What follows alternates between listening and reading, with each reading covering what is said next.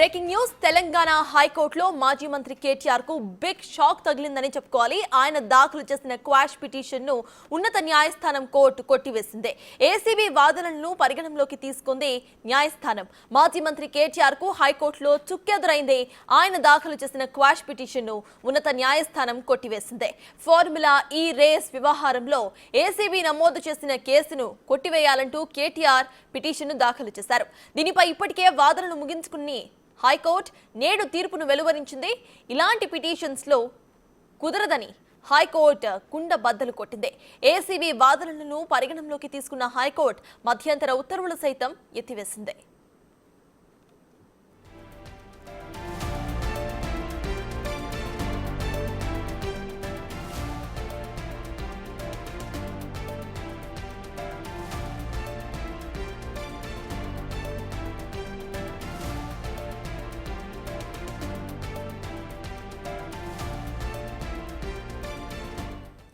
అయితే not to arrest ఇవ్వాలని కేటీఆర్ తరపు న్యాయవాది కోరారు. ఇలాంటి పిటిషన్స్ లో అది కుదరదని హైకోర్టు తేల్చి చెప్పింది. దీంతో ఏసీబీతో పాటు ఈడీ ఎంక్వైరీస్ కు కేటీఆర్ మస్ట్ గా ఫేస్ చేయాల్సిందే.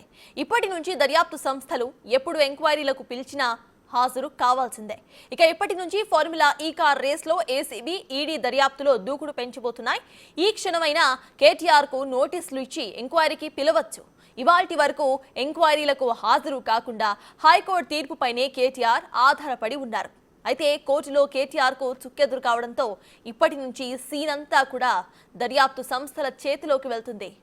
ఇప్పుడు అసలు సినిమా ఉండబోతోంది. ఫార్ములా ఈ కార్ రేస్ లో జరిగిన అవినీతిపై డొంకలాగబోతున్నారు ఏసీబీ ఈడీ అధికారులు.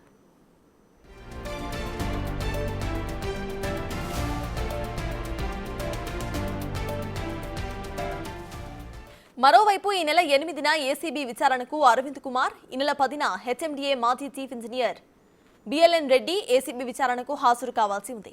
అటు 8వ తేదీన 9న అరవింద్ కుమార్ను ఈడీ విచారించబోతోంది.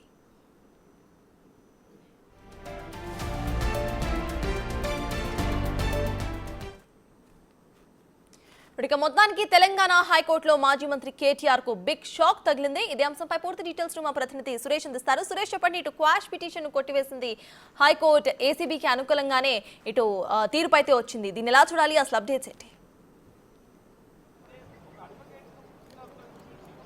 కేటీఆర్ కి బిగ్ షాకే తగిలిందని చెప్పొచ్చు. ఎందుకంటే ఈ రోజు తీర్పు పైనే ఆయన ఆశలు పెట్టుకోవడం జరిగింది. క్వాష్ అవుతుంది అని చెప్పేసి కూడా పెద్ద ఎత్తున ప్రచారం చేసుకున్నారు. కానీ హైకోర్టు తీర్పు వెల్లడించింది. సింగిల్ వార్డ్ లో కేటీఆర్ పిటిషన్ ని డిస్మిస్ చేస్తున్నామని చెప్పేసి కూడా న్యాయమూర్తి చెప్పడం జరిగింది. అయితే కేటీఆర్ న్యాయవాదులు డిస్మిస్ చేసే సమయంలో న్యాయమూర్తిని సుప్రీంకోర్టు వెళ్లే వరకు కూడా నాట్ టు అరెస్ట్ ఆర్డర్స్ ఇవ్వాలి అని చెప్పేసి, ఆదేశాలు ఇవ్వాలని చెప్పేసి కూడా కోర్టును కోరారు. కానీ కోర్టు దానికి అంగీకరించలేదు. ఏసీబీ దర్యాప్తులో మేము జోక్యం చేసుకోలేమని స్పష్టంగా చెప్పడం జరిగింది. చట్టం ముందు అందరం సమానమే, చట్టం అందరికి ఒకేలాగా ఉంటుందని చెప్పేసి కూడా వ్యాఖ్యానించింది. దీనికి సంబంధించి ఏసీబీ ముందుకు వెళ్లే విధంగానే ఆదేశాలు జారీ చేసింది. ఇక ఏసీబీ ఈ కేసులో దూకుడు పెంచనుంది. ఇప్పటికే ఏసీబీ బంజారాహిల్స్ ప్రధాన కార్యాలయంలో ఏసీబీ డీజీ రివ్యూ నిర్వహిస్తున్నారు. హైకోర్టు తీర్పుపై మొత్తం ఆ డిపార్ట్మెంట్ కి సంబంధించి ఎవరైతే ఈ ఇన్వెస్టిగేషన్ టీం ఉన్నారో ఆ టీం కి సంబంధించి రివ్యూ మీటింగ్ చేస్తున్నారు.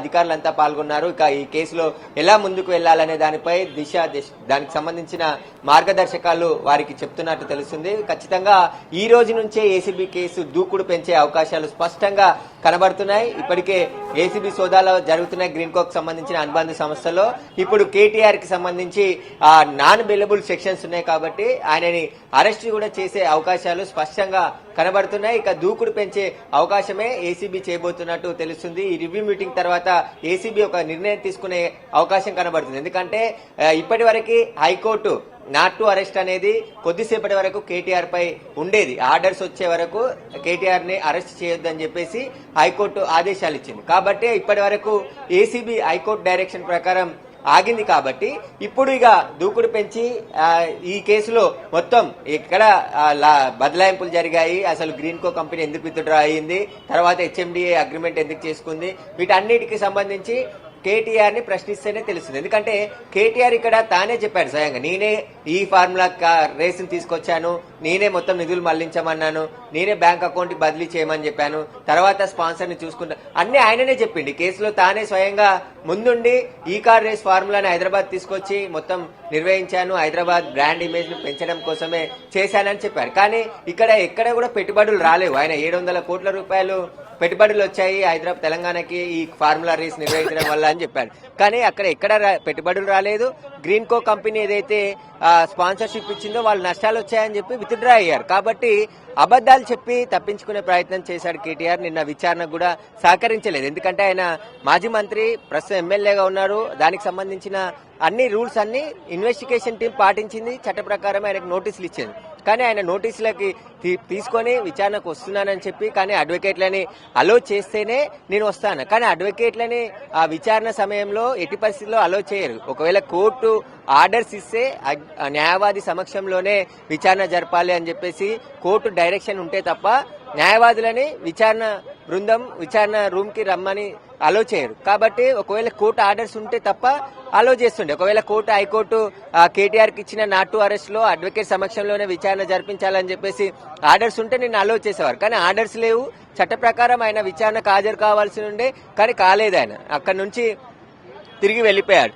ఈ రోజు ఈడీ విచారణకు హాజరు కావాల్సింది. కానీ ఈడీ విచారణ కూడా హైకోర్టుకు సంబంధించి ఆర్డర్స్ ఉన్నాయి కాబట్టి నేను ఈ రోజు రాలేదని చెప్పేసి మెయిల్ ద్వారా సమాచారం ఇస్తే మరో డేటు ఈడీ మళ్ళీ వెల్లడిస్తామని చెప్పడం జరిగింది. కాబట్టి ఇటు ఈడీ విచారిస్తుంది, ఏసీబీ విచారిస్తుంది. రెండు కూడా దూకుడు పెంచే అవకాశం ఉంది.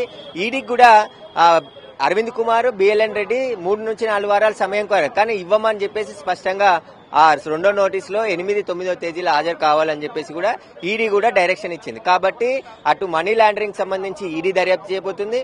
అసలు ఈ అగ్రిమెంట్లు అన్ని ఎలా జరిగాయి, గ్రీన్ కో కంపెనీ ఎందుకు విత్డ్రా అయింది, హెచ్ఎండిఏ ఎందుకు ఎంటర్ అయింది, 3 సెషన్లకి 600 కోట్లు ఖర్చు పెట్టేందుకు ఎందుకు సిద్ధమైంది, ఆ 600 కోట్లు కూడా కేటీఆర్ ముందే డిసిషన్ తీసుకొని ఖర్చు పెట్టడానికి సిద్ధమయ్యాడా, ఇలాంటి విషయాలన్నీ అధికారులకు చెప్పాడా, అసలు అగ్రిమెంట్ కాపీలో ఏమేమి అంశాలు ఉన్నాయి, ఈ గ్రీన్ కో కంపెనీకి సంబంధించి ఇప్పుడు అనుబంధ కంపెనీలు కూడా దాదాపు 41 కోట్లకు పైగా ఎలక్ట్రల్ బాండ్లు బీఆర్ఎస్ పార్టీకి 2022లో ఇచ్చాయి. అంటే 22లో రేస్, 23లో రేస్ జరిగింది, 22లో అగ్రిమెంట్ ప్రాసెస్ అంతకుముందే జరిగింది. కాబట్టి ఆ కంపెనీకి స్పాన్సర్షిప్ ఇవ్వడానికి ముందుకొచ్చింది. కాబట్టి అందులో బెనిఫిట్ లో భాగంగా బీఆర్ఎస్ పార్టీకి ఎలక్షన్ ఫండ్ పార్టీ ఫండ్ ఇచ్చింది అనేది కూడా తెలియాల్సి ఉంది. ఎందుకంటే దానిపై కూడా ఇప్పుడు ఏసీబీ ఫోకస్ చేయబోతుంది. గ్రీన్ కో కంపెనీకి సంబంధించిన వ్యాపారాలు ఎక్కడెక్కడ ఉన్నాయి, అసలు ఈ కంపెనీ లావాదేవీలు ఏంటి, ముందు 9th సెషన్ లో ఫార్ములాకి స్పాన్సర్ చేసినప్పుడు ఎంత పెట్టుబడి పెట్టింది, వాళ్ళు ఎంత నష్టపోయారు, అసలు ఏం జరిగిందనే దానిపై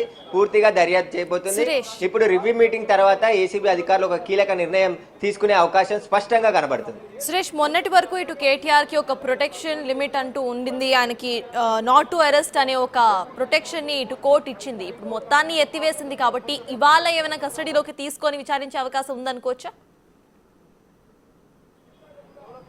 ఇప్పుడు ఏసీబీ బంజారాహిల్స్ ప్రధాన కార్యాలయంలో డీజీ విజయ్ కుమార్ అధ్యక్షతన రివ్యూ మీటింగ్ జరుగుతుంది. ఆ రివ్యూ మీటింగ్ లో కేటీఆర్ పై ఎలా స్టెప్ తీసుకోబోతున్నారు అనేది తెలిసే అవకాశం ఉంది.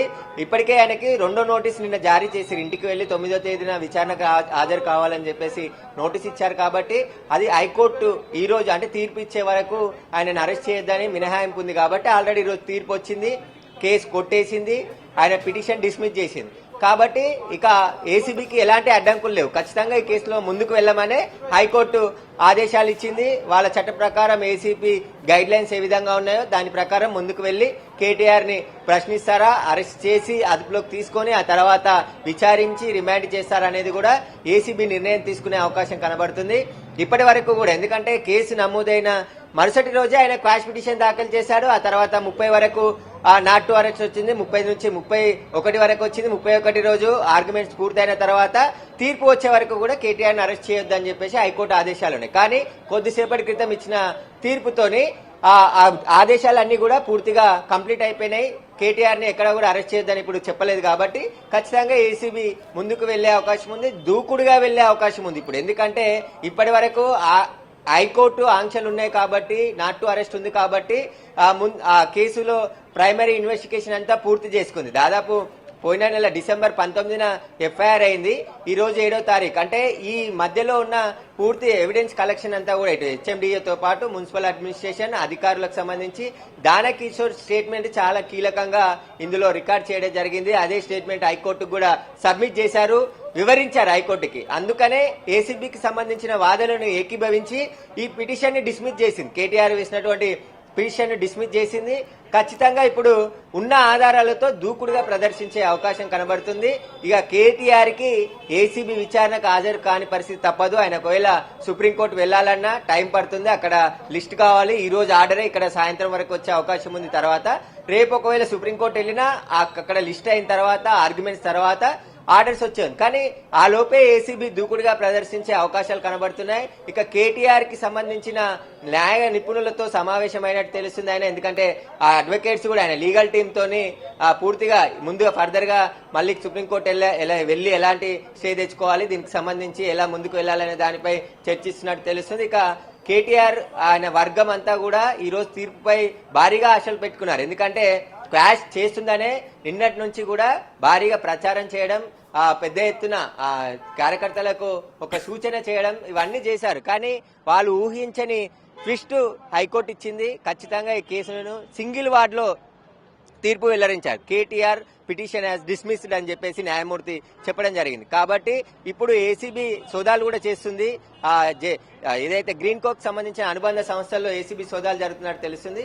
ఆ తర్వాత అక్కడ కొన్ని ఆధారాలు కూడా లభించే అవకాశం ఉంది. అసలు కంపెనీలే లేని కంపెనీలు కొన్ని కంపెనీలను సృష్టించి బీఆర్ఎస్ పార్టీకి పార్టీ ఫండ్ ఇచ్చే విధంగా ఎలక్ట్రాన్ బాండ్స్ అన్ని కూడా ఇచ్చినట్టు తెలుస్తుంది. అసలు వాళ్ళు ఆ కంపెనీ బీఆర్ఎస్ కి అన్ని కోట్ల రూపాయల బాండ్స్ ఇవ్వడానికి గల కారణాలేంటి, వాళ్ళు ఎలా లబ్ధి పొందారు, ప్రభుత్వం నుంచి కావచ్చు కేటీఆర్ నుంచి ఎలాంటి లబ్ధి పొందారు అనే దానిపై కూడా ఏసీబీ ఫోకస్ చేయబోతుంది.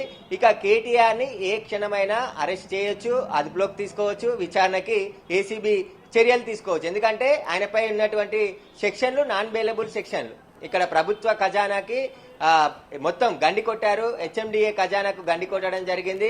దాదాపు 55 కోట్ల ప్రజాధనం వృధా అయింది. అంటే ఇటు ఉపయోగం కాలేదు, ఉట్టిగా ఆ కంపెనీలోకి బదలాయించేశారు. అసలు ఆ ఫార్ములా రేస్ జరగలేదు. కాబట్టి అగ్రిమెంట్లు కూడా ఎందుకు అలా చేసుకున్నారు అంటే ఫార్ములా రేసు జరగకుండా డబ్బులు చెల్లించే విధంగా అగ్రిమెంట్లు చేసుకోవాల్సిన పరిస్థితి ఎందుకు వచ్చింది, వాటన్నిటికి సంబంధించి ఏసీబీ ఇప్పటికే చాలా దర్యాప్తులో అనేక అంశాలు ప్రాథమిక. ఎందుకంటే క్వాష్ పిటిషన్ నమోదైన తెల్లారే హైకోర్టులో ప్రభుత్వ తరపు న్యాయవాదులు వాదనలు వినిపించడం జరిగింది.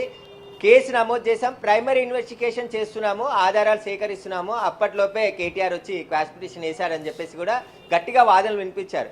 ఆ ప్రభుత్వ తరపు న్యాయవాదులతో పాటు ఏసీబీ తరపు న్యాయవాదులు కూడా వాదనలు వినిపించారు. కానీ ఇక్కడ సుప్రీంకోర్టు న్యాయవాదులను తీసుకువచ్చి కేటీఆర్ తరపు వాదనలు వినిపించడం జరిగింది. ఖచ్చితంగా ఈ కేసు క్యాచ్ చేయాలి, ఆయనపై పెట్టిన సెక్షన్ వర్తించదు, అసలు అవినీతే జరగలేదు, కంపెనీకే డబ్బులు బదిలయ్యి అక్కడ అకౌంట్స్ అన్ని క్లియర్గా ఉన్నాయి అని చెప్పేసి వాదనలు వినిపించారు. కానీ high court, Telangana high court KTR petition ని డిస్మిస్ చేస్తూ కొద్దిసేపటికి ఇచ్చిన తీర్పుతోని ఇప్పుడు కేటీఆర్ ని ఏ క్షణమైనా ఏసీబీ అధికారులు విచారణకు పిలవచ్చు, అరెస్ట్ చేయొచ్చు, పూర్తి స్థాయిలో దర్యాప్తు కూడా ప్రారంభించవచ్చు. ఇప్పటికే రివ్యూ మీటింగ్ అవుతుంది. మరో 2 గంటల్లో ఏసీబీ ప్రధాన కార్యాలయంలో రివ్యూ మీటింగ్ తర్వాత ఏసీబీ యాక్షన్ ప్లాన్ ఏ విధంగా ఉండబోతుందో కూడా తెలిసే అవకాశాలు కనబడుతున్నాయి. Right, thank you Suresh.